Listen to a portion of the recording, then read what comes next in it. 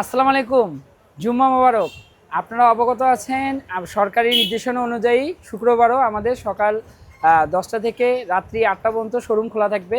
আপনারা অবগত আছেন আমাদের শোরুম থেকে শুক্রবারে যারাই স্মার্টফোন ক্রয় করতে আসে তারাই কিন্তু এক্সট্রা অফার পায় এবং ক্যাশব্যাক পায়।